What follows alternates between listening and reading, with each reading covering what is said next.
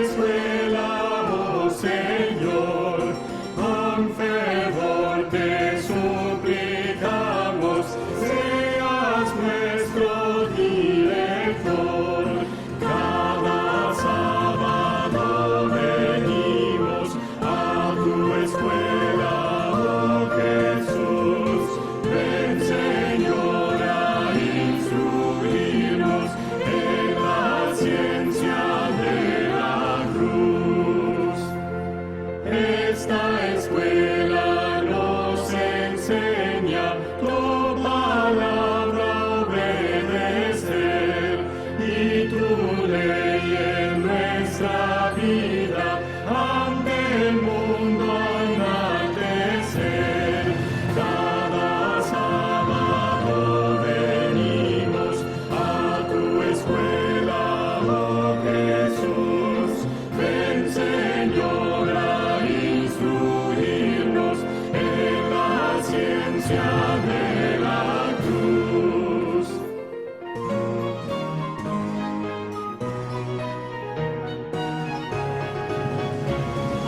Ven, Señor, a enseñarnos tus preceptos a cumplir.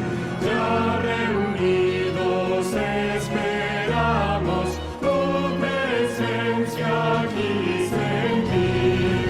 Cada sábado venimos a tu escuela, oh Jesús. Ven, Señor, a instruirnos en la ciencia de la cruz. Feliz sábado, mis queridos hermanos. Les damos una cordial bienvenida a este programa de Escuela Sabática de este 25 de abril del 2020. Nos da mucho gusto que nos reciban desde ahí de sus hogares en este programa Mi Casa, Mi Iglesia. Les vamos a invitar, por favor, para que ahí en familia inclinemos nuestro rostro para iniciar con una oración este programa de Escuela Sabática. Oremos. Querido Padre que estás en el cielo, bendito sea tu nombre. Gracias, Señor, te damos porque a pesar de todas las crisis que estamos viviendo, tanto de salud como económicas, tú nunca nos has abandonado. Gracias, Señor, porque tú eres bueno y amoroso con nosotros. Y en esta mañana, Señor, queremos pedir tu guía y tu orientación para poder escuchar tu voz. Gracias, Señor, por todo lo que tú nos das y quédate con nosotros en esta mañana. En tu Hijo amado Cristo Jesús. Amén. Bien, hermanos, pues vamos a compartir con ustedes el relato misionero que en esta ocasión viene desde Polonia. Hay un relato muy interesante de una pareja, una familia conformada por Alina Pastuco y su esposo Vladimir. Esta familia que vivía en Polonia tenía 3 hijos. El relato misionero comenta que esta familia, compuesta por Alina, ella se dedicaba a hacer la contabilidad del Ministerio de Vivienda en Polonia, y su esposo Vladimir era un comerciante y tenía un negocio propio. Alina, cuando tuvo a su tercer hijo, ella decidió que no quería tener ningún hijo más, primero porque la situación económica de Polonia era ya muy complicada, estaban viviendo un régimen dictatorial y la situación estaba un poco complicada. Sin embargo, en ese mismo año que había dado luz a su último hijo, al final del año, ella se da cuenta que nuevamente está embarazada de un 4.º hijo. Ella fue de inmediato a su ginecólogo para consultar lo que estaba pasando y el ginecólogo le sugirió que hiciera un proceso de aborto. Primero porque Alina ya tenía 42 años de edad y esto representaba un riesgo bastante alto para la salud del bebé y muy altas probabilidades de que este bebé viniera con complicaciones físicas o tal vez síndrome de Down. Y en segundo lugar, también la vida de Alina por la edad que ya tenía. Sin embargo, ahí en este lugar donde vivía Alina y su familia, no había clínicas donde se manejara el proceso de abortos. Y este médico le da el teléfono de otro médico que sí realizaba este proceso en otro condado de Polonia. Alina se fue muy desesperada a su casa pensando qué hacer, y empezó a hacer varias llamadas a este médico que le habían recomendado para iniciar el proceso de aborto. Sin embargo, no logró contactar al médico y decidió irse a su trabajo para continuar sus actividades del día, y una de sus hijas se dio cuenta de lo que estaba sucediendo y de inmediato le habló a su papá, a su trabajo. Le dijo: papá, me he dado cuenta de que mi madre quiere abortar, que acaba de intentar hablar con un médico especialista para que le practiquen el aborto. Inmediatamente el papá salió corriendo de su trabajo y llegó al trabajo de Alina y le pidió de rodillas, por favor, que ella no intentara el aborto, que Dios tenía mejores planes para ellos, y aunque los médicos dijeran que eso no era posible o que el bebé podría venir con complicaciones, Dios es grande y maravilloso y podría lograr un milagro. Alina estaba triste y le preguntó de manera firme a su esposo si ella decidía abortar, si él la abandonaría. Y su esposo dijo: claro que no, yo te amo y sé que junto a Dios todo puede ser posible y lo vamos a lograr. Así que Alina decidió tener a ese bebé en conjunto con su esposo y su familia, y al paso de los meses este bebé nació y milagrosamente sin ninguna complicación. A este hijo le pusieron Adam, era el cuarto hijo ya de la familia, y al paso del tiempo también Adam fue creciendo. Sin embargo, Alina y sus hijos no eran adventistas. Por el lado de Vladimir, él sí era adventista y desde muy joven asistía a las reuniones de la iglesia. Alina había visto las maravillas que Dios había hecho en su matrimonio y en su familia. Ella decidió empezar a tomar cursos sin que su esposo se diera cuenta y contactó a un pastor de la comunidad y le pidió que le diera estudios bíblicos, primero en línea y después presenciales. Al cabo de un tiempo, Alina decidió darle una sorpresa a su esposo al querer bautizarse en una reunión campestre, y obviamente Vladimir, su esposo, se mostró grandemente conmovido porque su esposa había aceptado formar parte de la iglesia adventista y bautizarse. En todo este proceso de conversión de Alina, en las diferentes lecciones que ya recibía, en una de estas le tocó convivir con un joven que tenía síndrome de Down. Este joven impartía las lecciones a los miembros nuevos de la iglesia de forma normal, como cualquiera lo haría, sin ninguna complicación, sin trabarse, sin titubear. Y a Alina le llamó mucho la atención que un joven con síndrome de Down pudiera hacerlo de manera natural. En ese entonces Alina estaba estudiando una maestría en Ciencias y Humanidades, y ella decidió que quería hacer su maestría enfocada al comportamiento de los niños de síndrome de Down.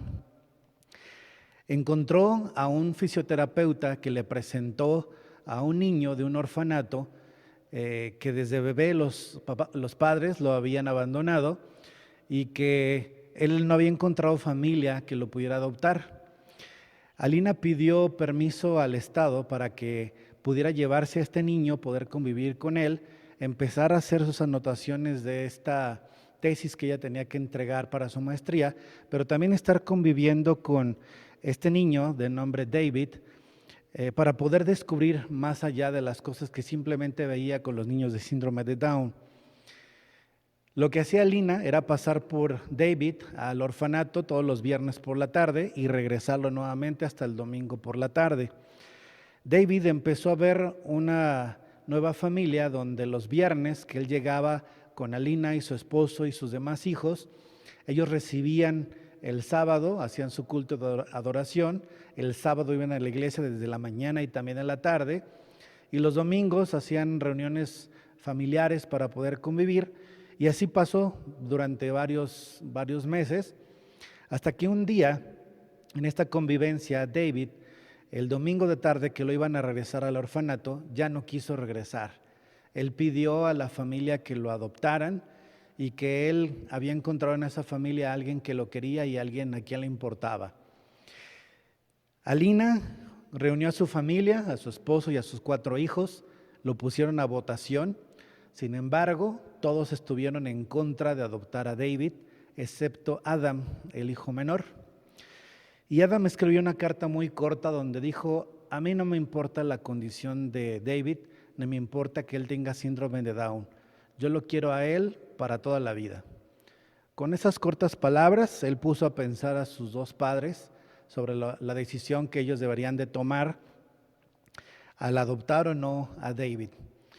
Finalmente, después de un largo proceso, un juez dictó la orden de que David pudiera ser adoptado por esta familia, y entonces él ya era el quinto miembro de esta familia con Alina y su esposo Vladimir.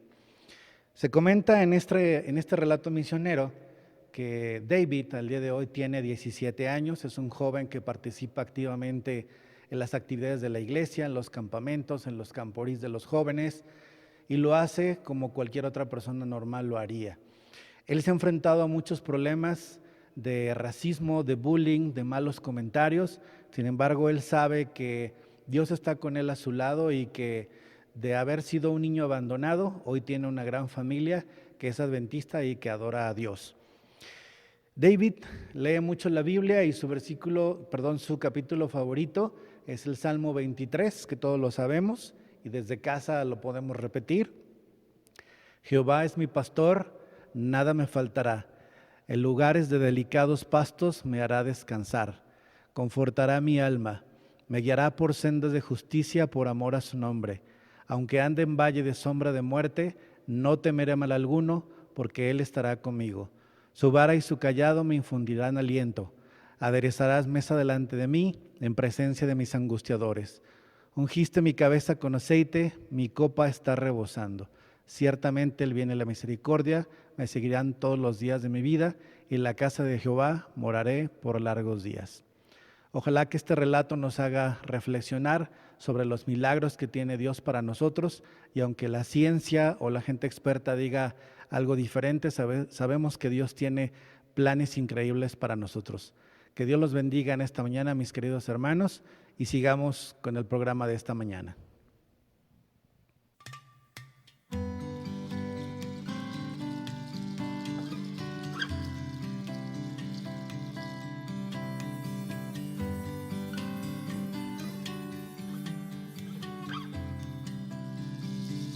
En lo profundo del mar, donde el sol se esconde, mis pecados Él los aleja de mí. Ya no se escucha hablar y tampoco se encuentra. El viento sopla y me lleva de vuelta. ¿Quién guarda lo que yo soy dentro de sus heridas? Y aunque lejos de Él estoy, Él me enseña de lo que haces. Enséñanos del amor, pues siendo yo culpable, tomó mi sentencia sobre sí y me salvó. Eso es amor.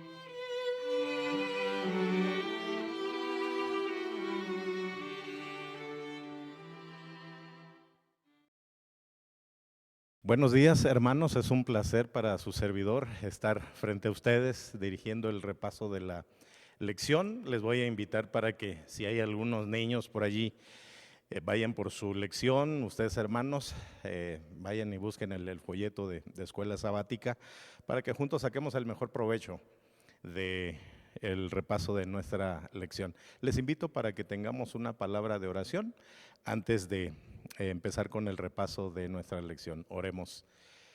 Padre nuestro, gracias porque estás con nosotros, gracias por tu bendición y tu cuidado.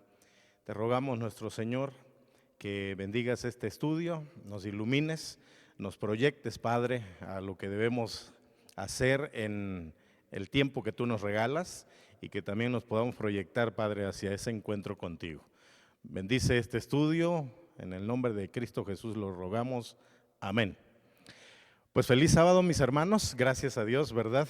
Como les decía a los maestros, qué emocionante vivir en estos tiempos. Si ustedes pudieran ver la iglesia, jamás me imaginé ver la iglesia así, en estas circunstancias. Si ustedes pudieran tener un paneo aquí de cómo está la iglesia, pues las cosas han cambiado. Lo que sigue vigente son algunas fuentes autoritativas de nuestra teología. Hemos estado estudiando la Biblia como nuestra guía y hay algunas preguntas que me gustaría que tuviéramos en mente. Las puse al final como resumen, pero creo que sería muy bien meditar en ellas y durante el desarrollo del estudio de nuestra lección podamos irle dando respuesta. La primera, de las fuentes que vamos a estudiar o de las fuentes que hemos estudiado durante la semana, ¿cuál de ellas tiene la última palabra y la máxima autoridad en nuestra teología? ¿Qué significa esta pregunta? ¿Cómo estás tú?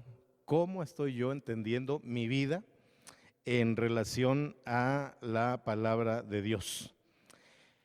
Estoy incluyendo cada día el estudio de la Biblia como parte de mi rutina diaria. Por ahí hay algunos memes que salen. Si no salimos más relacionados con Dios, no nos ha servido de nada este encierro. Si no hemos mejorado en la comunión con Dios, el tiempo que pasamos con Él, no nos ha servido de nada este encierro. Esperamos que podamos sacar el mayor provecho de esto y que durante la semana podamos tener el tiempo, si es que nos lo permiten las circunstancias, pero independientemente de cualquier circunstancia, debíamos de tener siempre esa relación con Dios, ese estudio diario. ¿Cuánto tiempo estoy dedicando a leer la Biblia, a estudiar la Biblia? ¿Pueden decir las personas a mi alrededor que la Biblia es la fuente autoritativa de mi teología, de lo que yo creo, de mi estudio de Dios? Vamos en la lección de esta semana. Se mencionaron 5 fuentes que intervienen en nuestra interpretación de las Escrituras, que intervienen en nuestra relación con Dios: la tradición, la experiencia, la cultura, la razón y la Biblia misma. A ver si podemos completar el versículo. A la ley y si no dijeren conforme a esto, es porque no les ha amanecido. Muy bien. Isaías 8:20. Vamos con la primera, la tradición. Si nosotros nos vamos al diccionario y queremos ver la definición, ¿qué es tradición? Usted allí en casa puede definir qué es la tradición. Dice aquí el diccionario, unas de sus diferentes acepciones: es la transmisión o comunicación de noticias, de literatura, de doctrinas, de ritos, de costumbre, de muchas cosas, que se mantiene de generación en generación a través de la repetición, la ejecución de rituales, de las prácticas. Saben que la Iglesia Católica, la Iglesia Ortodoxa, estila mucho esto también. La tradición era cuidadosamente transmitida de maestro a alumno, y a Jesús le tocó lidiar con esto también. Él tenía a sus discípulos, pero en su tiempo, recordemos todo el contexto histórico, ¿verdad? Como ya los griegos tenían a su maestro y tenían sus discípulos, y por allí estribaba también, ¿verdad?, toda la base del conocimiento a través de la repetición y la ejecución de prácticas. La tradición en sí no es mala. La tradición nos mantiene conectados con nuestras raíces, nos dice quiénes somos, pero hay ciertos peligros que pueden acechar también nuestra relación con Dios, pueden amenazar ese crecimiento diario que nosotros necesitamos. Aunque es promovida en los tiempos de Jesús, era promovida por ancianos respetables, nunca una tradición, nunca la tradición, los ritos, las costumbres, las prácticas son o llegarían a ser iguales a los mandamientos de Dios. Eso hay que tenerlo muy en claro, hay que tenerlo bien definido. Y resulta que en los días de Jesús la tradición había asumido un lugar a la par de las Escrituras. Lo podemos ver muy lejano esto, o como decir, ¿verdad? Es que los fariseos tenían sus propias costumbres, pero no nos dimos cuenta en qué momento esta tradición, estos rituales, estas prácticas llegaron a ponerse a la par de los mandamientos de Dios, y es allí donde estuvo el problema, donde resalta lo que queremos estudiar en esta hora. A la larga, esta tradición llegaron a un punto en el que invalidaron la palabra de Dios.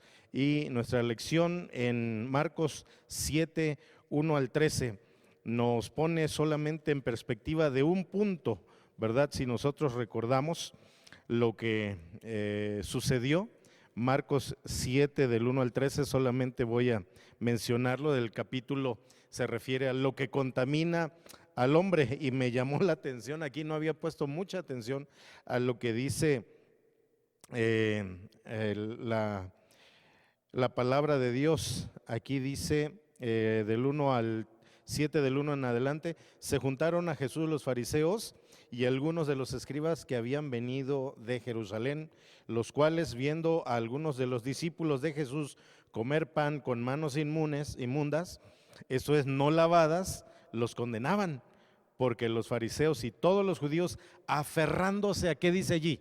Nueva versión, Reina Valera, perdón, estoy leyendo en la versión Reina Valera, dice, aferrándose a la tradición. Qué interesante, ¿no? Aferrándose a la tradición de los ancianos. Si muchas veces no se lavan las manos, no comen. Y volviendo de la plaza, si no se lavan, no comen. Y otras muchas cosas hay que tomaron para guardar, como lavamientos de los vasos de beber, de los jarros, de los utensilios de metal, de los lechos. Y entonces entran ahí en discusión. El detalle, fíjense nada más, el asunto es que ahora con esta enfermedad a nivel mundial, en esta pandemia, debemos de lavar todo, y eso en sí no es malo. Pero fíjense nada más cómo este lavamiento de manos, de los lechos, de lo que usaban para dormir, de las jarras, de los vasos, era motivo de condenación para las personas, o que no podían por cierta circunstancia, o que en ese momento no tenían cómo, infringían ya los mandamientos. Entonces se convirtió esto en algo tan pesado, en algo que no era un asunto de salvación, y eso lo hemos estudiado nosotros pues durante nuestra vida en la iglesia, ¿verdad? Ahora, dentro de la aplicación en esta parte del domingo, ¿cuáles son las cosas que hacemos como iglesia que podrían ponerse bajo el rótulo de tradición? ¿Por qué siempre es importante distinguirlas de un precepto bíblico? Y algo que tiene en nuestras lecciones auxiliares, por ahí una nota, dice que la Biblia ostenta un papel único por encima de las tradiciones, que siempre deben cotejarse con la vara de medir. Nos remitimos a nuestro versículo de memoria: a la ley y al testimonio. Si no dijeren conforme a esto, es porque no les ha amanecido. Vamos rápidamente a la parte del lunes que tiene que ver con la experiencia.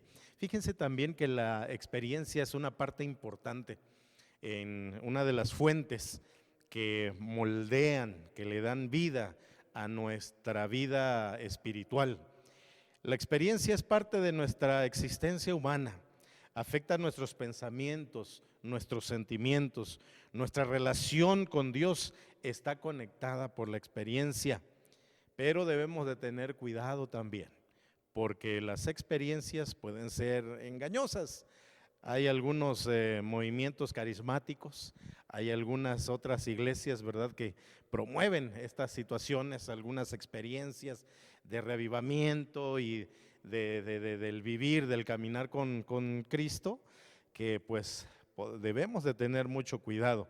Hay peligros que nos señala la escuela sabática y que dice: las experiencias necesitan que las escrituras las inspiren, las formen y también que las interpreten. No podemos ofuscarnos y en base a los sentidos decir que nosotros tenemos una relación con Dios viva, una relación que hay algunas que dicen ahora, ¿verdad? Yo declaro que esto va a pasar y tengo fe en Dios y que todo esto va a desaparecer y que te va a ir bien. Cuidado, hermanos, eso no debe de definir nuestra relación con Dios. Lo que debe definir la relación con Dios, volvemos a caer en lo mismo, en la autoridad de las Escrituras, en la palabra de Dios. Y si nosotros estamos promoviendo ese tipo de ideas, si nosotros estamos caminando de acuerdo a esto, no vayamos a ser de los que no nos ha amanecido. Debemos de tomar esto en cuenta. ¿Por qué es indispensable que siempre analicemos nuestra experiencia teniendo la palabra de Dios como parámetro? Fíjense, aquí quiero resaltar esto. ¿Por qué es indispensable que siempre analicemos nuestra experiencia teniendo la palabra de Dios como parámetro y no de esta manera, no analizar la palabra de Dios en base a nuestra experiencia? ¿Sí fui claro? Meditemos muy bien en esto. Siempre debemos analizar, ¿verdad?, nuestra experiencia, lo que nosotros vivimos teniendo la Biblia aquí, ¿verdad? Lo que yo tengo en relación a lo que dice la palabra de Dios. No analizar la palabra de Dios en base a lo que yo he vivido, porque nos estamos metiendo en un terreno muy peligroso, ¿verdad? Bíblicamente hablando, la experiencia necesita tener su propia esfera, necesita que las Escrituras la inspiren, la formen y también que la interpreten. Y eso pues debe ser un encuentro personal con nuestro Dios cada día. Vamos a movernos a otra fuente, es la cultura. Indiscutiblemente, en los tiempos de Jesús la cultura también pues moldeó la manera de la vida, de concebir la vida con Jesús, con Dios, de las personas que tuvieron un encuentro con Dios. Me viene a la mente Jonás, Daniel y todos esos héroes de la fe, ¿verdad? Pero también me viene a la mente Esteban, el mismo Jesús. La cultura, todos pertenecemos a una cultura, y más nosotros ya analizando nuestra cultura, ¿verdad?, desde los tiempos prehispánicos y hasta esta era posmoderna, ¿verdad?, o hipermodernismo, lo que se habla hoy día. Todos somos influenciados y moldeados por la cultura. La palabra de Dios se da en una cultura específica, pero no se limita a esa cultura. En el pueblo hebreo, judío, cómo se dio desde el llamamiento de Abraham, ¿verdad?, y todo lo que pasó, pero vemos que esos principios trascienden. La Biblia nos describe, ¿verdad?, nos presenta todos los principios eternos, todos los mandamientos de Dios, su amor eterno. Y el amor de Dios sobrepasa todo entendimiento, sobrepasa los aranceles de la cultura, los límites de cualquier nación, y nos ha alcanzado a nosotros también. Y podemos ver la cultura inca, las culturas europeas, las culturas latinoamericanas, y esto no pasa de moda, mis queridos hermanos. la Biblia no pasa de moda. La palabra de Dios permanece para siempre. La cultura ha sido afectada por el pecado. Hemos visto a través de los documentales muchas culturas, ¿verdad?, que pues simplemente tienen muchos peligros. El mismo Israel corrompió su relación con Dios por las culturas circundantes. Podemos perder de vista que la Biblia trasciende las categorías culturales de etnicidad, de imperio, de estatus social. La Biblia debe formar parte, debe corregir los elementos pecaminosos de toda la cultura. Ceder a lo que nos rodea, nos puede privar de gozar de los bienes celestiales. Hebreos es muy claro allí cuando cita a Moisés, cuando renunció a llamarse hijo de la hija de Faraón y gozar de los placeres temporales del pecado, porque tenía su vista puesta en las cosas eternas. Lo mismo sucede para hoy nosotros. La Biblia, la palabra de Dios, eleva y ennoblece nuestro carácter, que es lo que hemos de preparar. Estamos en estos tiempos, estamos preparando, desarrollando, puliendo ya nuestros caracteres. Y el tiempo se acerca, hermanos. Esto es un llamado para todos nosotros. La fe bíblica debería desafiar la cultura existente y crear una contracultura que sea fiel a la palabra de Dios. ¿Se acuerdan de Enoc? Todo su entorno era malo, pero Enoc, dice, a los 65 años engendró, ¿verdad?, a Matusalén, y después que engendró a Matusalén, 300 años caminó con Dios.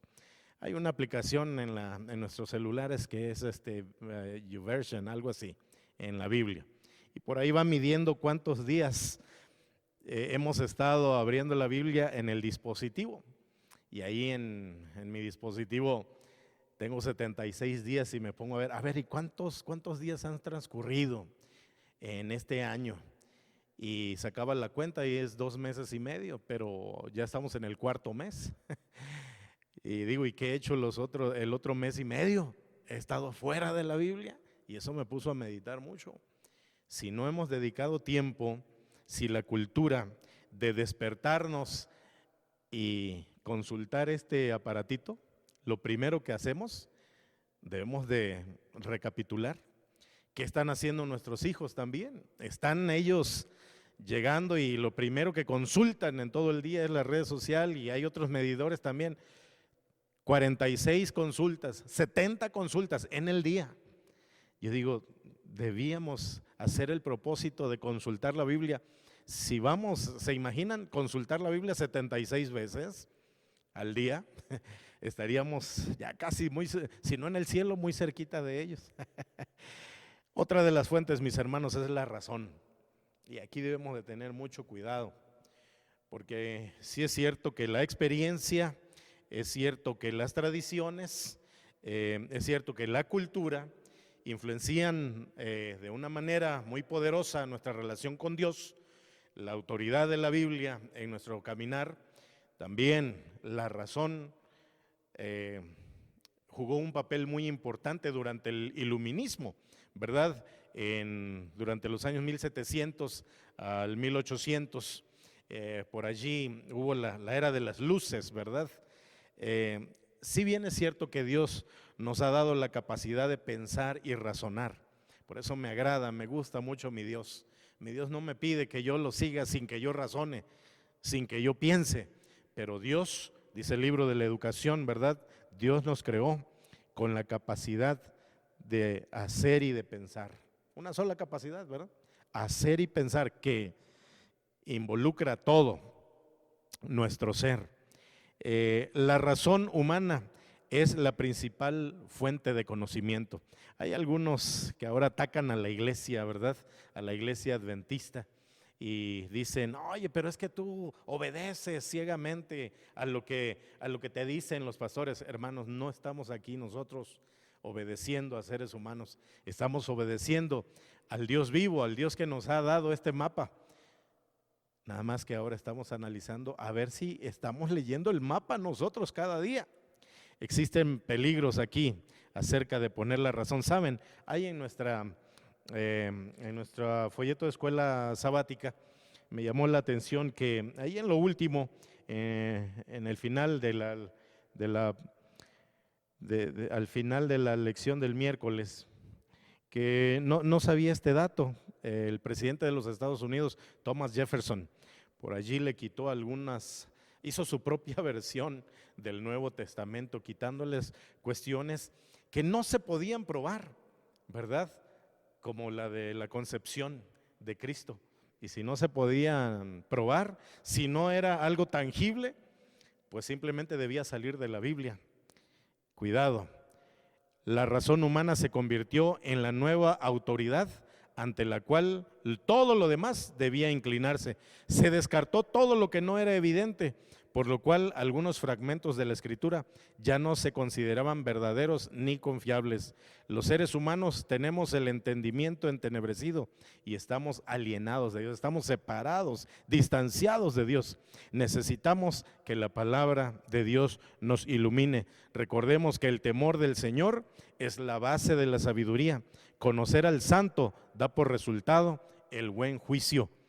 Proverbios 3, 7 y 8 dice: no seas sabio en tu propia opinión, más bien teme al Señor y huye del mal. Entonces, ¿qué debería enseñarnos esto acerca de los límites de la razón humana para entender la verdad?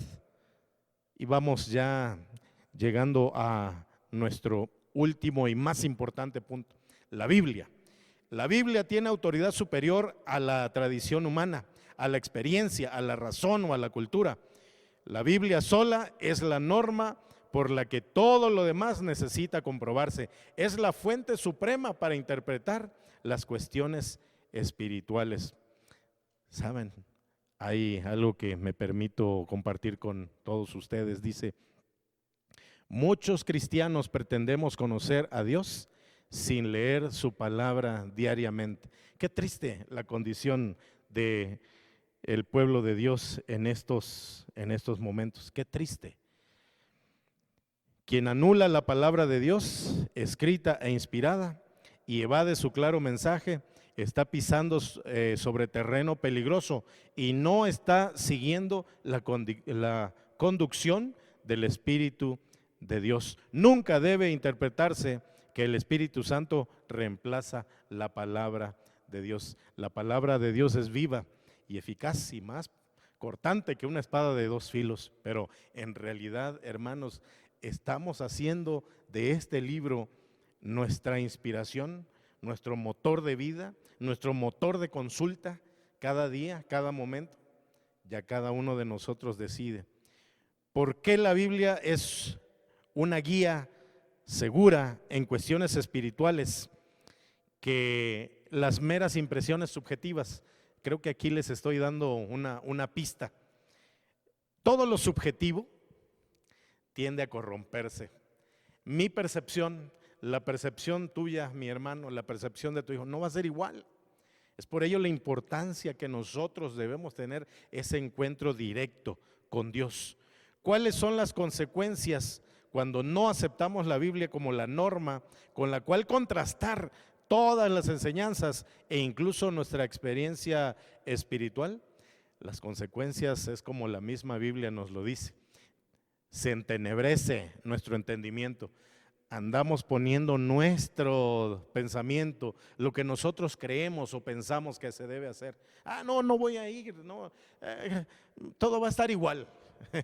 Poniendo nuevamente sobre la mesa, ya nada va a volver a la normalidad. Qué emocionante es vivir en estos últimos días, ¿verdad? Qué emocionante. Hermanos, algunos estamos pensando que vamos a volver a la normalidad. Desde mi punto de vista muy particular, ya nada será igual. ¿Qué tal si nos dijeran, hermanos, ya no podemos regresar a las iglesias? Es lo que tú tienes ahorita, el conocimiento que tú tengas de la Biblia, y si puedes repetir unos 10 versículos de memoria, unos 20 versículos de memoria, es lo que te quedó, porque ya no tienes esa relación con Dios. Porque yo creo que uno de los siguientes cambios que va a hacer es ya no más la Biblia, solamente con lo que tú tienes. Y si a duras penas la consultamos, dudo mucho que sepamos la santa palabra de Dios en algunos fragmentos de memoria.